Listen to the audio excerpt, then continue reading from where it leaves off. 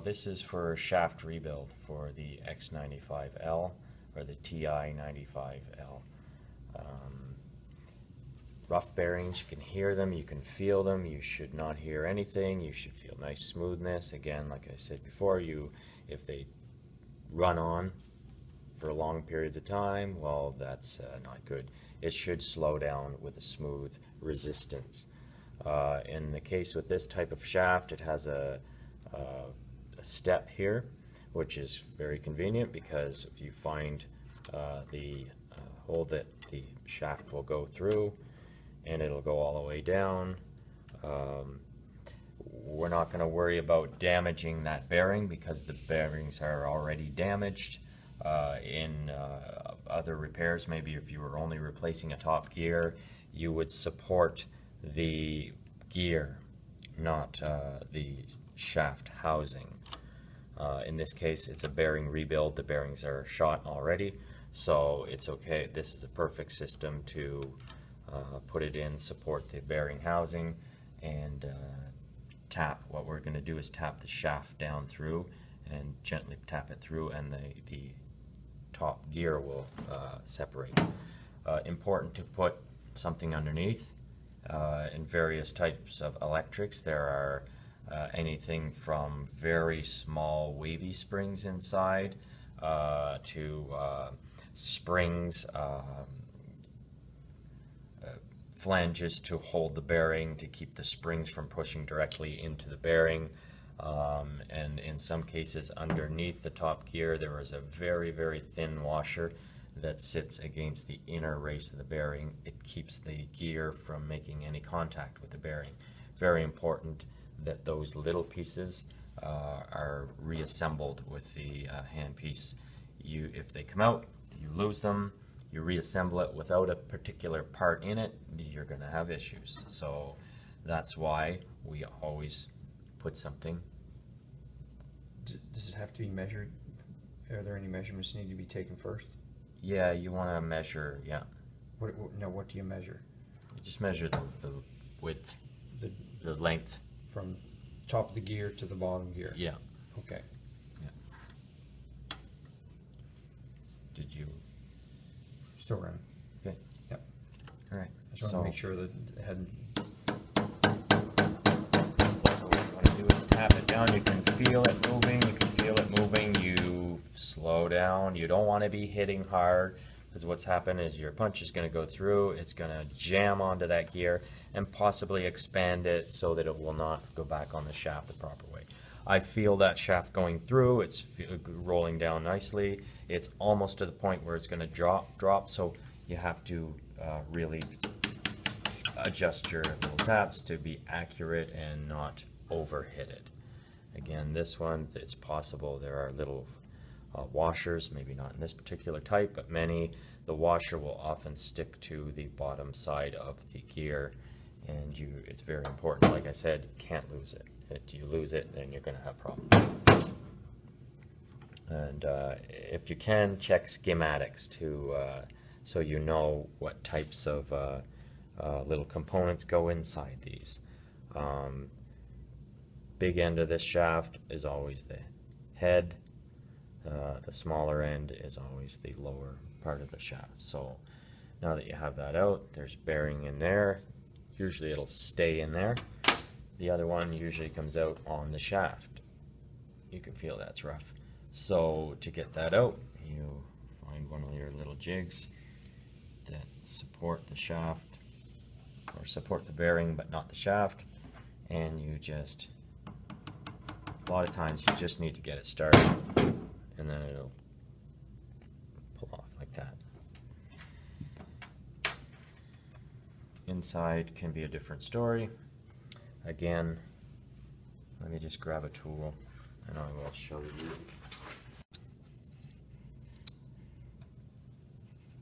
Get that out first and then we'll talk about it.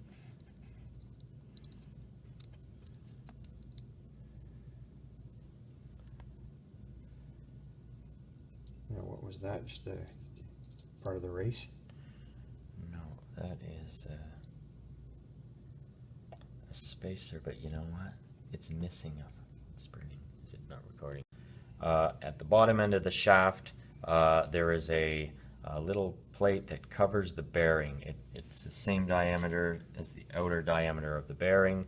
What this plate does is goes against the bearing. There's a spring inside the shaft that puts pressure on this thing, and so the spring goes in, that goes over top of it, flanged open side this way, because you want the closed side of it to hold the spring back. And what that does is, this bearing is in the bottom, this is the bottom shaft bearing. It keeps tension on the bearing. If that bearing is free to float around in any way this way, you're going to have noises, you're going to have rattling, you're going to have overheating, all kinds of negative issues. So the spring inside the bottom part of the shaft here keeps tension on these bearings to keep them in a nice snug position. There's no way you can close that thing and put them in a snug position without being spring loaded that would not overheat. That's just the way these things are made. So again, here's your bearing, here's your little race thing with the spring inside it right here. So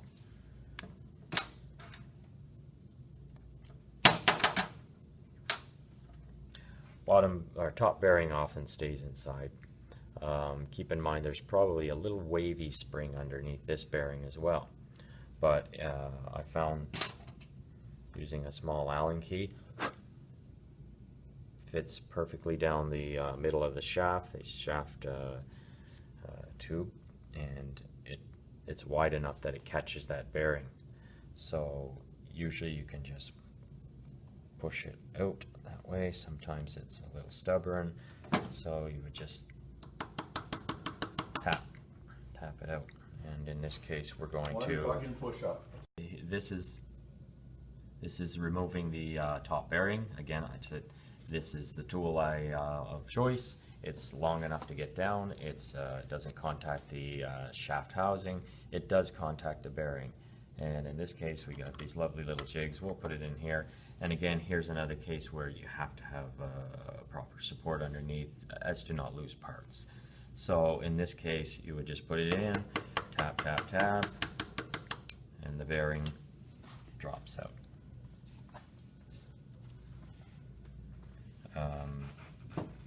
There is a very thin, a very small wavy spring inside. I don't know if you can see that. Maybe I can dig it out. But if it's in there, leave it in there. You don't want to lose them. Just look inside. This is yeah, in there nice and snug. I don't want to mess with that. It's in there, caught in there nicely. That's the way it's supposed to be.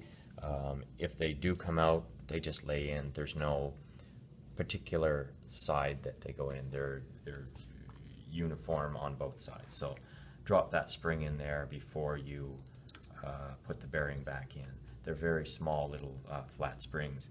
The spring on this side is a coil spring, so that's obvious. You'll see that it's that you can't miss. So, but these little springs on the sides of them, you can overlook them, and sometimes they come out with the bearing. So keep an eye out for that. Once you tap it through, always check your little safety net at the bottom here. Look for any small parts you may not be aware of, especially if it's a new type of handpiece that you've never done, or it's a new version of the handpieces that you've already done. They change every couple of years. They change the formats in them and different springs and whatnot, and you have to watch out for that too. So be very aware of when disassembling it, how all the components are aligned up, and make sure they go back in the way they came out. All right. Okay. Reassembling the shaft after rebuilding. Here we have all the components. This is the lower spring we've been talking about. It's a coil spring, like I said. This spacer keeps the spring from pushing into the actual bearings on the bearing, onto the ball bearings. And if this spacer is not here and this spring is pressed against that bearing, it will self-destruct in a short amount of time. So this is basically a protective system to keep the spring from destroying the bearing. Leave that out and it will be detrimental to the bearing. So you put the spring in, put the sleeve on first, the spring over top of it, slides in. Again, large end is the gear, small end is the lower gear.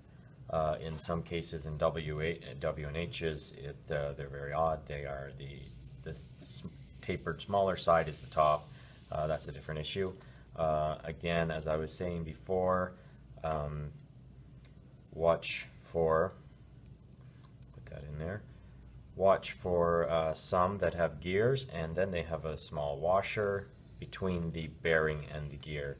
Leave that washer out, then it will press against the bearing. This particular design doesn't have the little spacer washer in there. So what I do is I put the gear on just with your hand, just enough to, and try and get it as lined up as best you can. We use the vise to, you can use a press if you have a type of press, but in this case we use the vise. And what we do is just take a piece of leather to protect the points on the gears. These gears are, they're fairly flat, they're fairly self-supportive. It's not a case of where you push it in, you're going to be bending prongs. These ones are actually, they're fairly secure as far as pressing. And the same with the bottom. The bottom is flat. You're not going to bend any gear tips by pressing on this, provided that everything is lined up straight. When you line it up, you have to line it up. Make sure it's straight this way, make sure it's straight this way, and you just have to eyeball it. So, with that said, we will open it up, put it in. I like to keep it just a little bit below the top of the vise, so you can gauge, with more accuracy. And we put the leather in there, close it, and here's where you would look down. Is it straight this way? Oh, it could use just a tiny bit that way. Then you look this way. Is it straight this way? It looks like it could go down a little bit on this side, so that's very important that you align it properly, because you don't want to be pushing the shaft against the gear if they're not lined up. Something's got to give, something's got to bend. I like to keep an eye on the lower bearing. Once that's flush inside the shaft, you should be at approximately the distance spacing that you need. This shaft has been measured before it was dismantled, and voila, I pushed it in. It's exactly the width that I measured it before it was disassembled. Very important. Off by half a millimeter or even less, you'll have issues. Alright, here is the shaft rebuilt. No noise, smooth. Look how it slows down. It spins nicely, but it comes to a stop. That's what it should be. And you test it by rolling it on the bottom, rolling it on the top. If one particular bearing isn't in good shape, you'll know it. But by rolling it this way, sometimes you will not feel that. So in this case, it feels beautiful, smooth, quiet. It feels greased. That's how it should feel. Simple reassembly. Take the shaft, screw it back in your head that we rebuilt. Check it this way. It runs nice. It rolls nicely. Reassemble it this way. Often when you do these rebuilds, you will have to replace these little O-rings. They get hard and plasticky in the sterilizer. They start out a nice supple rubber. They end up a hard plastic. If this doesn't pop all the way down, you need to rotate the spindle a little bit. It'll go down. Its gears are not meshing. That's why it's not closing. In this case, here we go. It's all together. And after that, it's a case of putting the head screw in, which goes completely through the body, and tightening it up. Okay, for testing these things, once they're rebuilt, you're testing for a few things. You're testing for overheating. If there's heating, something's not right. You're testing for water leaks. Often, like I said in the reassembly, if you don't replace those rings, often they will leak once you reassemble it. In some cases, you reassemble it, it works fine. Perhaps the O-rings were replaced recently. And if you have to replace the O-rings yourself, generally that's an additional charge, and you would take it apart, reassemble it before you make your call for the quote, and see if when you reassemble it, it leaks. If it does, you'll have to charge them an additional charge for the O-ring, water airline O-rings. If you reassemble it and they don't leak at all, then the client avoids paying extra for O-rings that they didn't necessarily need. So we have this unit here. This particular one's a W&H, doesn't matter. But what matters is that it has control, speed controls. A lot of dentists, I believe, run these things at 40,000 RPM. But what you want to do to start is start it on 20,000. That's a typical slow speed. The motor has a little indent in it. This has a clip here with a spring. That indent should be in the should be set in that recessed spot. What that does is line the light up. It lines the water up. It's important that it's lined up. So you put it in. You can just put it in anyway. Push it all the way down and rotate it till you feel it snap into that. Basically a tongue and groove type thing. So what we do is we start at 20. Christian on 7. Christian on 7, thank you. We start with 20,000 RPM. So, and make sure the water's on. These, of course.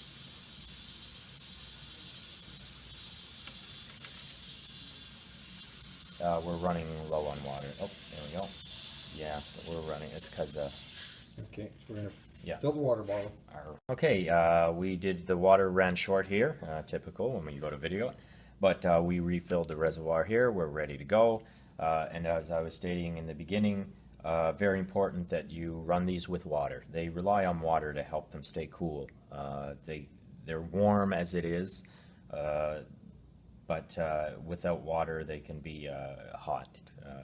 So what we do, again, we run it on 20,000 because all new parts, new bearings and whatnot, you don't want to stress them. You know, it's the same with anything. You want to break it in gently at first if they're going to be high RPMs. So we started at 20,000. And once you do enough of them, you'll be able to hear, you'll know that it's about the proper RPMs, especially the 40,000. It has a particular ring to it that you get used to. And what you do is you run it, make sure there's no dripping anywhere around the neckline. You will see water here. That's not dripping. That's just the LED light lighting up the misting water. So don't be fooled by that. We'll make sure there's no leaking at the base either. That could be the bottom O-rings. It could also be the top O-rings leaking all the way down, coming out the bottom. Again, a lot of cases when you have to reassemble these, you have to replace those O-rings. This is a case where it looks great. No leaking anywhere. We're good. So what you want to do is feel temperature. Feel it. Is it getting hot? In this case, no, it's the opposite. It's actually almost cold. It's cool as a cucumber. So this one appears to be an excellent rebuild. In some cases, you have to do adjustments on them. But you don't know for sure until you put it on 40,000. Sometimes it won't heat up on 20,000, but it will on 40,000. And you have to assume the doctor is going to use it at 40,000. There's that ring to it, certain that hum to it. You get used to that. You know it's about 40,000. Even if I wasn't reading it, I could tell that that's about 40,000 RPM. Feel for vibration. No vibrations. Again, feel the head. Is it getting hot? With new bearings, sometimes it gets hot at first, and you run it for maybe 50 seconds, a minute, sometimes a minute and a half, And you'll notice it's starting to get cooler and cooler and cooler. It's a matter of, like I said back in the other, breaking the fever in it. In this case, there's very little heat at 40,000, and I feel it's getting cooler and cooler by the second. So right now, it's actually, I can feel the cold water causing the head shell to be cold. So that's exactly what you want. If it's really warm still, then you have issues. You have to make some kind of an adjustment somewhere. Final phase is always wear your eye protection when you're dealing with cutting. Pieces fly. You got to be careful about that. So we'll go back up to 40,000 again. That's familiar little ring to it, and you do a test cut. These things will cut through metal. They're incredibly strong, so you should have no issues cutting through it. But the matter is the burr staying in? Is it heating when you're cutting? Those are the two things you're looking for. Is there any other funny noises coming from it once you cut that only once it's under load show their ugly face? So it cuts beautifully. Again, you feel it after you cut. Is it getting hot after you cut? There will be some heat from the burr with lots of water, very little, but it's common knowledge that burrs produce heat with friction. So you'll get a little bit of warmth in there, but this one's running cool as a cucumber. This is exactly what you want. No leaks, running cool, 40,000 RPM, cutting beautifully. Done deal.